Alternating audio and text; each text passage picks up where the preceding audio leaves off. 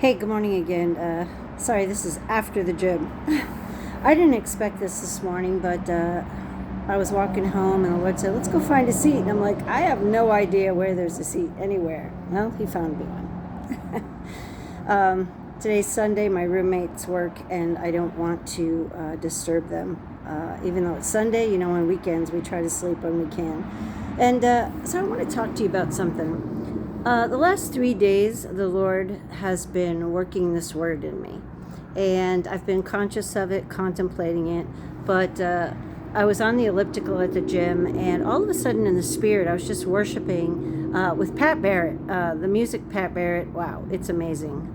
I love music. It's a gift from God. It really is. And when His people, by His Spirit, write the lyrics He gives them and the music, the sound of heaven is amazing. It's very encouraging, very instructive.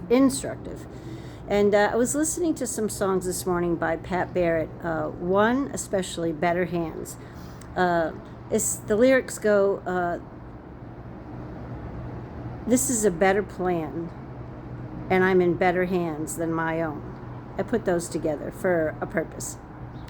So, as I was on the elliptical, I saw in the spirit this picture, and Jesus was on the right side of me, and I was on the left side of Him, but there was this boundary line going right down the middle. And even though we were holding hands, this line was walking right down the middle. And I thought, okay, it's a boundary marker. And the Lord took me back and reminded me, I've had many dogs over the years, and I never ever really had to leash them at home. And sometimes when we were out walking, but at home I didn't leash them. What I did when they were puppies is I kept taking them to the end of our yard, our boundary line, all the way around, and I would have them sit, and I would have them face the road, and I would say, no. And I would walk them around and keep doing that till they got the idea that this is your boundary line. This is where you and I stop, unless we have a leash and I take you somewhere. And over the years, I had called it an emotional leash. They knew when they were in the yard with me, and it was very, very rare when any of them would break that. And most of them didn't. They just knew. And it wasn't a fear thing, it was a love thing.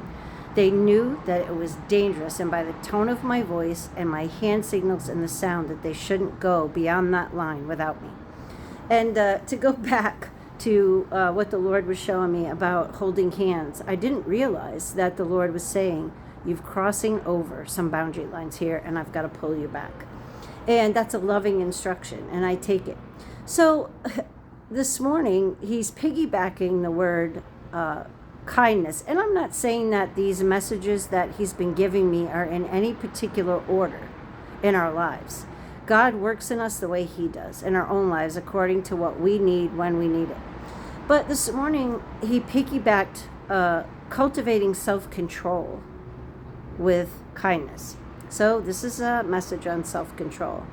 And I'm going to tell you, He has given me some real biblical characters to look at.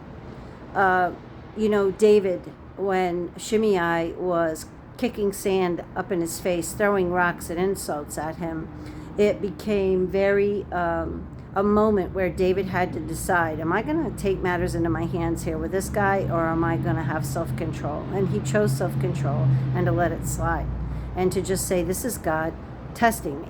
And if you look at the scripture, it actually says, when the bodyguard or one of his mighty men said, do you want us to take care of him? He said, no, it's God. Because he felt that God was testing his self-control and his ability to be bigger than what Shimei was being. The other thing is, with David and Bathsheba, Bathsheba was, right out there on the balcony, and David could have walked away, but he didn't. So this was a time when David got too close to the boundary line, and I had this saying that the Lord gave me quite a few years ago, and I have to be reminded of it. If you don't look, you won't go. And I know in my own life, and I saw this vision of Him walking each of His children around a yard, walking us around the fences of our life, around the boundary markers and hearing the scripture saying, guard your heart with all diligence, because out of your heart come the issues of life. In other words, when we keep those boundary lines intact and we stay far enough away from them, we are guarding our hearts against having issues that come out of our poor decisions, sinful decisions, our actions. When we have and choose to have self-control and ask the Lord in times of temptation, like Jesus praying in the garden, and Jesus had no sin within him at all, but we do. And our temptation can lead to a fall. If we get too close to boundary lines and doors we know we shouldn't open. And I'm going to tell you, walking around the ones that I have in my life, I know that I have a few that I see very clearly. And I'm not going to tell you that there are not times I am not tempted because of things going on in my own life. Sometimes they say love causes people to do silly things.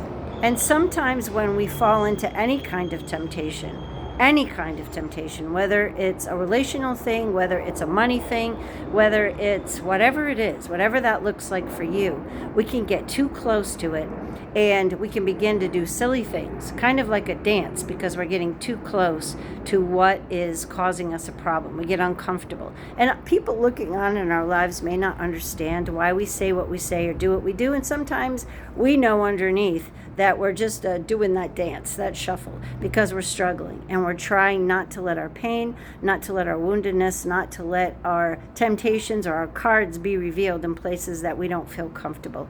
So sometimes we just have to understand that we need to pay attention to the boundary lines in our own lives, and we also need to give ourselves a little bit of grace in the sense that we are struggling, and it's okay to struggle. Jesus struggled in the garden. He showed us that temptation is not sin, but the temptation we give into is. And we can bring hurt and harm to the people around us and our own lives. And it creates issues that, like a rock in the water, can have a ripple effect, not only in our time and our own life, but in the lives of our kids, our grandkids, and even become a generational thing. So the song that Pat Barrett sang this morning, this is a better plan than my own, and I'm in better hands, is saying really, and what he was saying is let God be God in our lives. I know there's times I want to do things, there's times I want to say things, and it can just burn in me to want to do what I want to do at times because I feel like my plan is good. But I don't see the long haul of my plan.